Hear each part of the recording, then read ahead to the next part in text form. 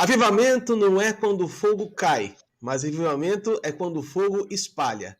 Nessa semana, vamos falar de pentecostalismo aqui nos Paroleiros. Se ajeite na cadeira, prepare o seu chimarrão, porque hoje está frio e vem com a gente logo depois da vinheta. Os Paroleiros, um jeito simples e divertido de conversar sobre verdades bíblicas. Vambora! Hoje é dia de parola! Olá, povo lindo, tudo bem com vocês? Sejam mais uma vez bem-vindos ao canal dos Paroleiros para mais uma roda de bate-papo inédita, parola de número 192, mais uma dentro do tema Avivamento. E nessa semana eu estou aqui na nossa mesa de bate-papo com os nossos dois irmãos pentecas, Alexandre Fiorini e Wilson Negrisolo, brasas vivas aqui direto dos Paroleiros. E aí, Xan, bora, fio? Bora, Bill, vamos nessa. E aí, Will, pronto para mais uma roda de parola? É claro que não? É óbvio que não. Nesse frio aqui que nós estamos, não dá para a gente se acostumar desse jeito. Aqui em São José dos Pinhais, a gente está numa semana especialmente fria e hoje nós amanhecemos aqui com 7 graus, ontem com graus, anteontem com 4 graus, e é isso aí, bem-vindo ao inverno, se bem que o inverno ainda não chegou.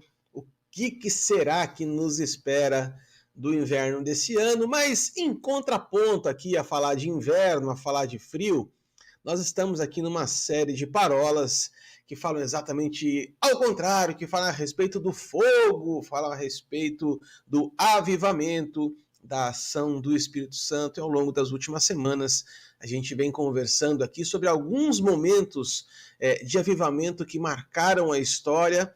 Nós, na primeira semana, falamos lá no avivamento na Europa, com Wesley, com Whitefield. Na semana passada, nós falamos do avivamento nos Estados Unidos, que marcou o avanço em direção ao oeste, com um personagem mais destacado de Charles Finney. E nessa semana aqui, nós finalmente chegamos em meados de 1900, vamos adentrar aqui em 1900, mais especificamente em 1904, em 1905, que deu como marca principal o avivamento no país de Gales. Esse avivamento no país de Gales, meninos, ele foi um provocador. Eu não vou dizer para vocês que foi o motivo, mas foi sim um provocador, porque eu estava dando uma lida aqui nos documentos históricos, e de certa forma ele influenciou o avivamento que veio posteriormente, em 1906, lá na Rua Azusa, com o William Seymour, né? Mas uma coisa que eu vejo importante para a gente abrir aqui nessa nossa roda de bate-papo é que o avivamento no país de Gales com Evan Roberts, ele teve uma característica um pouco diferente, quem sabe, dos outros avivamentos. Porque o avivamento, por exemplo, que nós falamos na semana passada, era um avivamento que impulsionava para missões. Ou seja, vamos em busca daqueles que ainda não são salvos, daqueles que ainda não são convertidos. Enfim, vamos falar de expansão missionária. Evan Roberts, pelo contrário, no avivamento de Gales a partir de 1904, ele abre um estopim dentro da própria igreja. Ele olha para dentro da igreja, ele olha para dentro dos ambientes em que eles estavam e fala assim, uau, nós temos uma teologia riquíssima, nós temos documentos fantásticos, nós temos teorias que realmente nos inspiram, mas eu sinto que dentro do nosso contexto existe uma falta de vida com Deus, uma falta de vida com Cristo. E isso começa a gerar um incômodo dentro de Evan Roberts aqui, quando ele começa a falar então sobre tempos mais profundos de oração, tempos mais profundos de relacionamento com Deus. Vemos aqui um padrão diferente, meninos. A gente consegue ver aqui algo novo nascendo, porque o que eu vejo é que tanto na época de Wesley como na época de Finney, a gente vê avivalistas aparecendo que mudam ambientes. né? O Wesley ele modificou a Inglaterra, a Finney modificou os Estados Unidos, e eu vejo da mesma forma o Evan Roberts aqui fazendo um grande alvoroço dentro do país de Gales. O estopim dessa missão de Evan foi quando ele teve uma visão de um cheque de 100 mil almas. A gente consegue... O que a gente consegue mais esmiuçar aqui? Eu sei que vocês dois já leram muitas coisas a respeito do avivamento do país de Gales, né? Já comentaram com a gente em off aqui. Eu queria escutar um pouquinho de vocês. O que o coração de vocês queima em relação a esses movimentos de avivamento, especificamente de Gales e depois na Rua Azusa? Começando pelo Will. Todos têm um padrão, né? E esse padrão é o padrão bíblico que está lá em Atos. A Bíblia diz que Jesus, por 40 dias, ele ficou ensinando aos seus discípulos a respeito de temas relacionados ao reino. E aí Jesus ele assunta aos céus e ficam 10 dias, os 120, dentro de um cenáculo, orando. Então a base que nós vamos ver é a base da oração. E aí existe uma promessa que foi derramada sobre esse povo, dizendo: olha, é necessário que você fique aqui para que do alto você seja revestido de poder.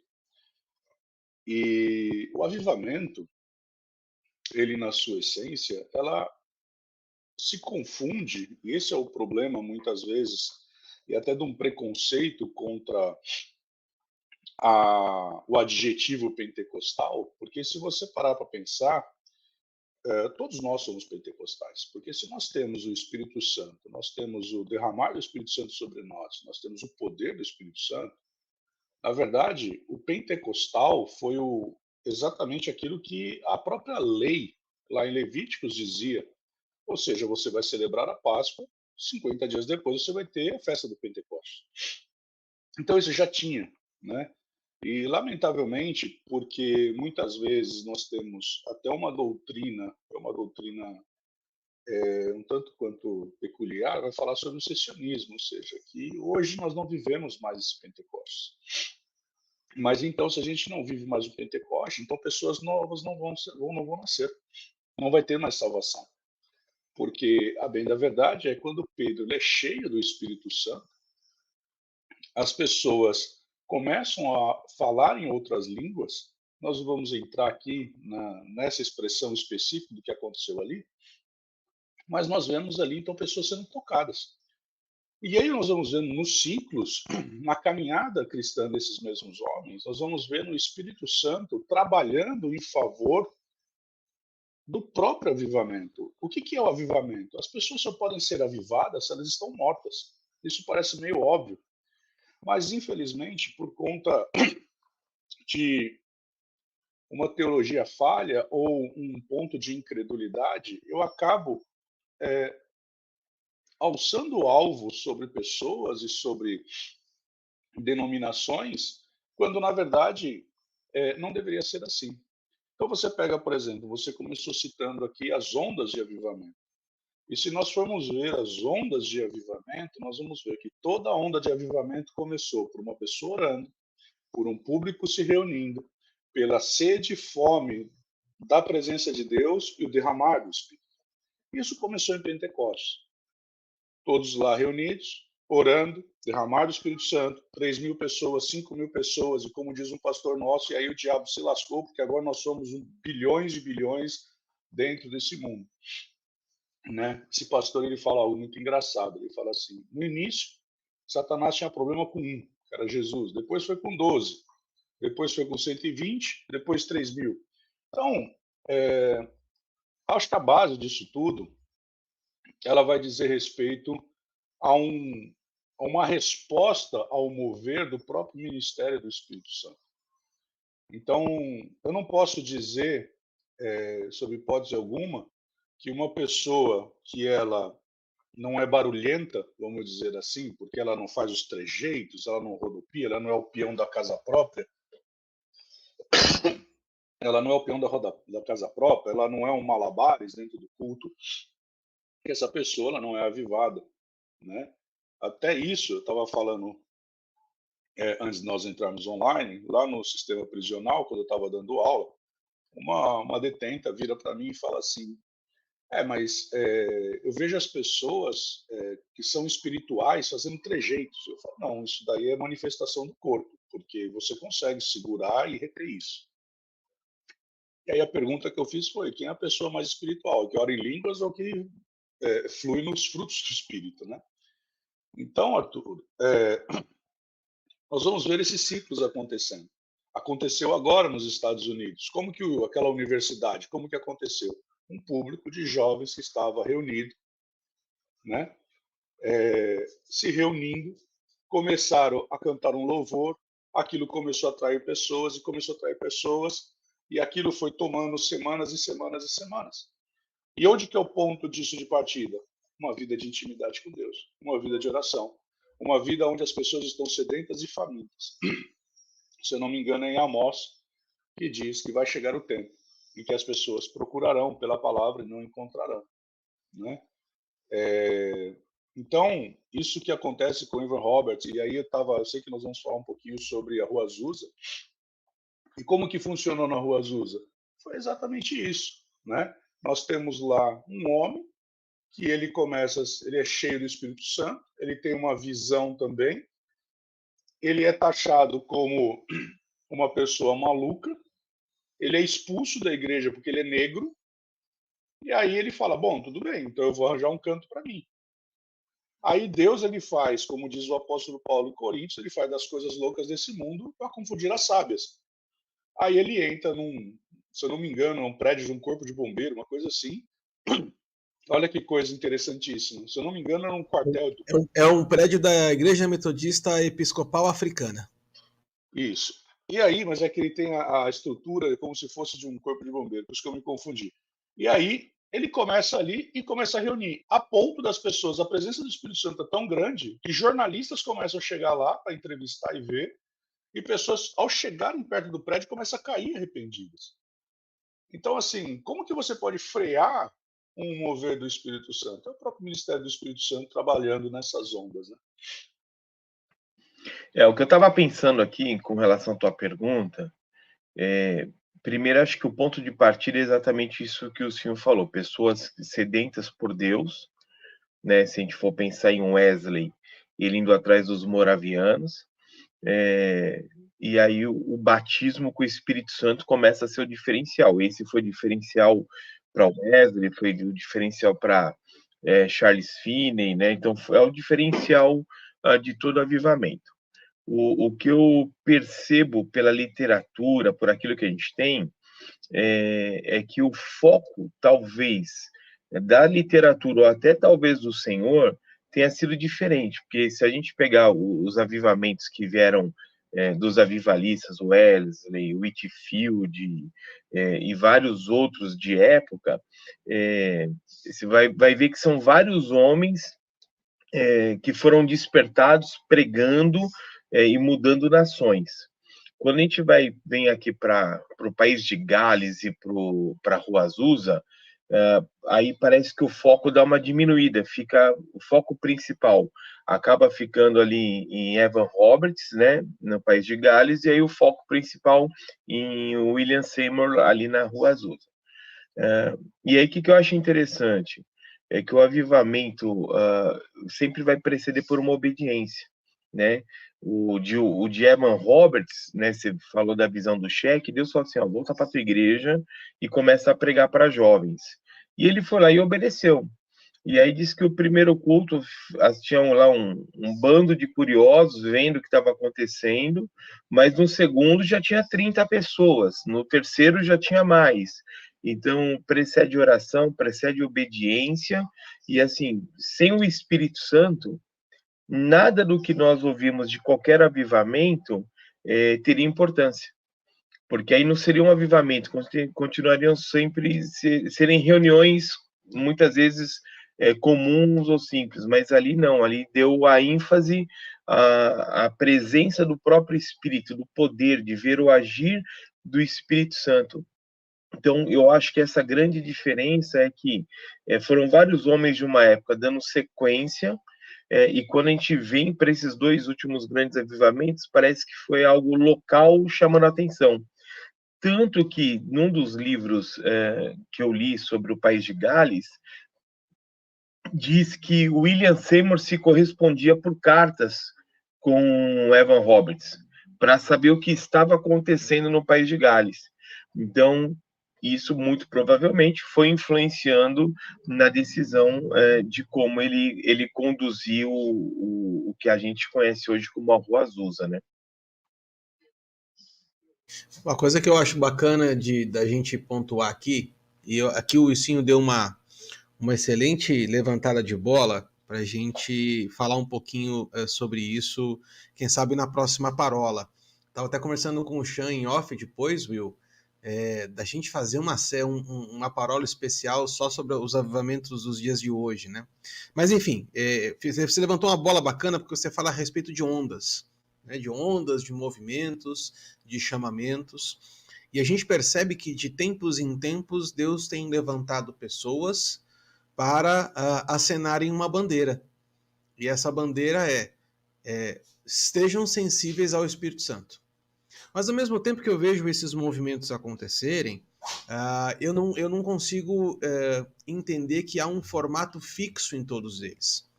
E isso me chama a atenção para a gente depois conversar. Muitas vezes hoje nós estamos procurando formatos, né? Não, se nós trabalharmos neste método, ou se nós trabalharmos neste formato, nós automaticamente provocaremos um avivamento. E a gente vê que na história não é dessa forma. Né? Não tem a ver com a parte externa das coisas, mas tem a ver com aquilo que movimenta o coração deles. Eu estava lendo aqui uma coisinha sobre sobre o William Seymour, né? Sobre a Rua Azusa especificamente, e ele falou a respeito desse galpão, e era um galpão abandonado, que era de uma antiga igreja metodista, onde você tinha animais lá dentro dormindo. Então era um cheiro que não era nada agradável, tinha moscas e uma série de coisas. Mas o que mais me chama a atenção é a disposição daqueles homens de buscarem a Deus. O texto aqui vai dizer para mim na internet que eles não tinham bancos, eles não tinham cadeiras, o que aconteciam eram tábuas, eram ripas que eram colocadas em cima de tambores, e o próprio Seymour sentava em cima de 2 caixas de sapato. Né? Então eles faziam um formato de quadrado, e todo mundo olhando para o centro e fala, gente, a gente vai começar a clamar aqui, a gente não vai parar até o Espírito Santo se manifestar. E aí conta que num certo momento até o chão daquela casa cedeu. Tamanha a intensidade, tamanha a vontade que aqueles homens e mulheres eles estavam buscando a Deus. Então eu vejo o Espírito Santo acendendo a centelha no coração de um, e isso se contaminando, né? Isso se espalhando por outras pessoas. E é por isso que até eu abri a parola com essa frase, né? O avivamento não é só quando o fogo cai, mas é principalmente quando o fogo espalha. Precisaríamos apenas de um homem hoje para a gente incendiar uma multidão, incendiar uma igreja. Vocês são pastores, são líderes das igrejas onde vocês congregam, e aí eu queria no segundo bloco a gente trazer um pouquinho para essa questão da influência de um homem dentro de uma comunidade, né, dentro de um lugar. Mas tanto um como o outro aqui, né, tanto o Evan como o Seymour, eles dão uma lição para a gente aqui sobre o falar em línguas. E eu sei que ambos aqui falam em línguas com uma certa intensidade, com uma certa frequência.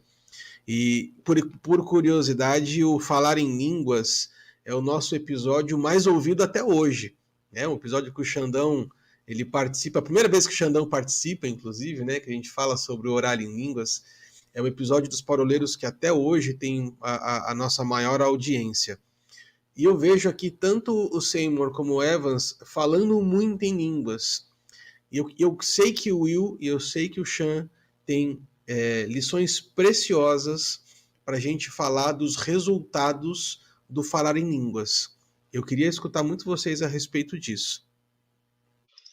Então eu vou deixar o Xandão começando, já que esse episódio foi o episódio que, na verdade, a gente trouxe ele, né? Ou seja, se não fosse esse episódio, não teríamos o 04 aqui com a gente. Eu já desconfiava disso. Assim, o falar em línguas, quando a gente vê o batismo com o Espírito Santo, principalmente em Atos, a gente vai ver que está sempre acompanhado com batismo, as pessoas falando em línguas. Ele é, né, simplesmente uma maneira em que a gente fala uma linguagem do céu com o próprio Deus. Então, pelo que a gente vê, assim, até por experiência, ontem, por exemplo, aconteceu isso na igreja. No final da pregação, uma pessoa começou a falar em línguas, já tinha acabado a pregação, na verdade estava no apelo, e ela trazia interpretação. E que ela trouxe a interpretação, ela sabia que era um homem que estava correndo por um perigo, né, de vida, e no final esse homem procurou e falou, sabia que era comigo. Então a gente vê assim, ela tem a sua importância no sentido de falar direto com Deus, tem a sua importância no falar de trazer uma revelação, né? E aí ele vai mudar para um conteúdo profético.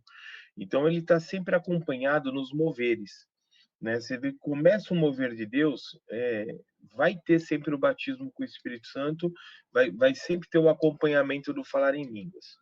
Então é algo que em todos os avivamentos você vê isso presente, né? As pessoas podem até correr do assunto, mas ele sempre vai estar presente em todos os avivamentos, né? Nós gostando ou não, a gente sabe que tem muita controvérsia, tem muita gente que é contrária, mas quando você começa a buscar mesmo o Senhor com todo o coração, como foi o caso deles, isso aí acaba sendo que uma consequência. Então, se não fosse importante, nós não veríamos em Atos sempre esse relato, e falar em novas línguas, uma série de coisas. Então, eu acredito que, de alguma forma, o falar em línguas nos avivamentos, ele começa a trazer revelações da vontade, do querer de Deus. E tem coisas que a gente não vai entender. O importante é falar.